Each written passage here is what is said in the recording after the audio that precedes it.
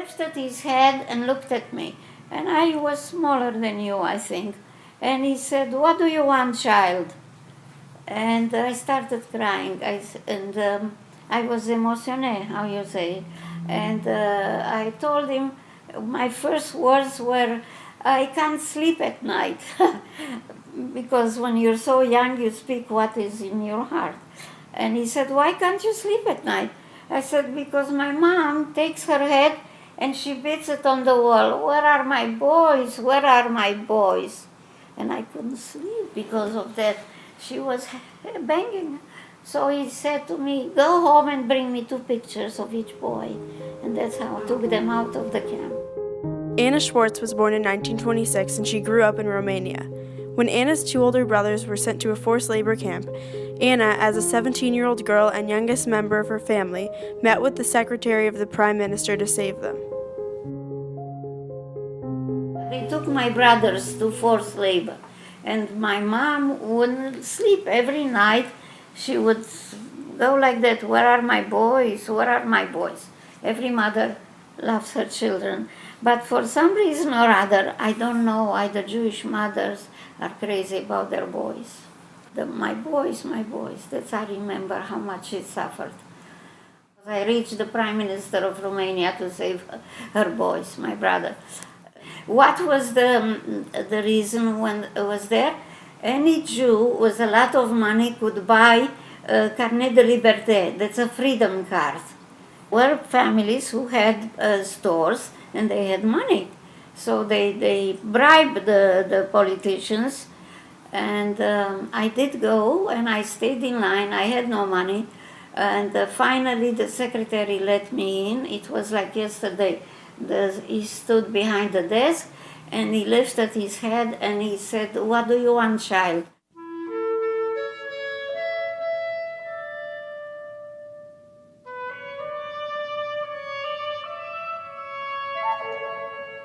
My mother divorced my father because, God forgive him, he didn't like to work.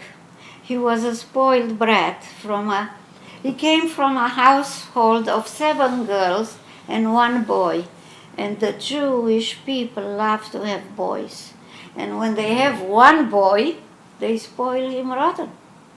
So he was a spoiled man. My mother had to marry because they go according to the Bible. The second girl cannot marry if the first girl is not married. When I was about 2 or 3 years old, and my mother came to Bucharest, which is the main city of Romania. It's called Bucharest, but in English it's Bucharest. And my uncle told her she can have the kitchen. Upstairs, on another floor, having every space there, was he wasn't a general yet in the army, but had a high position, that guy, in the Romanian army.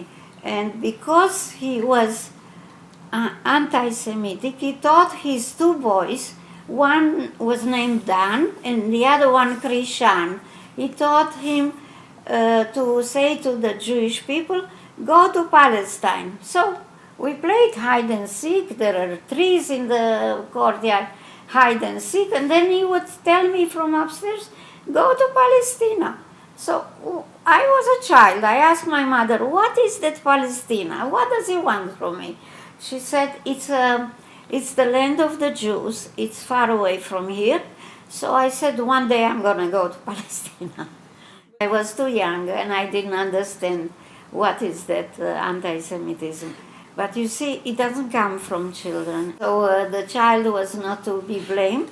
It was the father who was very anti-Semitic. In 1944, Anna fled Romania and left her family behind. Anna left on a boat from Constanța and arrived in Turkey en route to her final destination, Palestine. I escaped from Romania on a boat. From Romania has access to the Black Sea. On the boat, there was a girl by my side by the name of Judith, and she was strong, beautiful blonde girl, And I started to puke because there were no stabilizers on that poor ship. And she grabbed me by the legs and brought me up on deck. When you are on deck, there is air to breathe. I was the only one that had that privilege to leave. What happened? I don't know which organization took the children that had no more parents. In Hungary, in Budapest, there were a lot of Jewish children who had no more parents.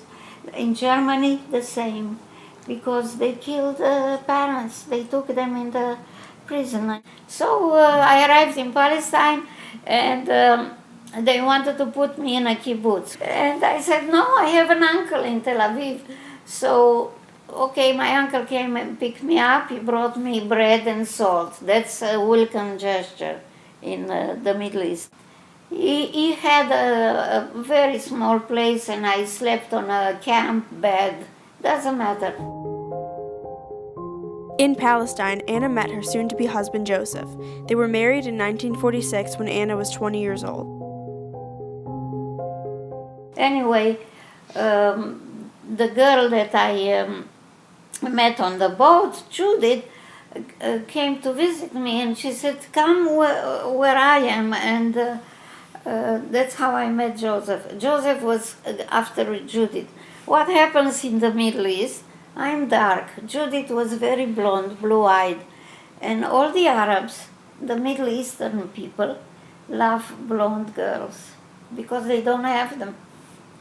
For them, a blonde girl is a prize. She said, let's go and register for the British Army because Britain had occupied Egypt at the time, and the war was still going on. Don't forget, 1944-45. So I went with her to register at the office, and they accepted Judith, but the lady looked at me up and down and says, you're too small to go to the army. How did I meet my husband, Joseph? Yeah, because of Judith. Anyway, so Judith was busy, she had too many boyfriends running after her. Yes, and so he made do with me. He came and asked, where is Judith?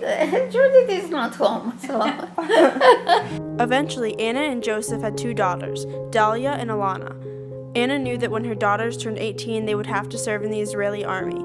Anna did not want this for her daughters. When they grew up a little bit, I said to Joseph, my husband, I don't want my daughters to go to the army. It's not for girls. So he said, what do you want to do? He accepted that we go. He had a sister in Montreal.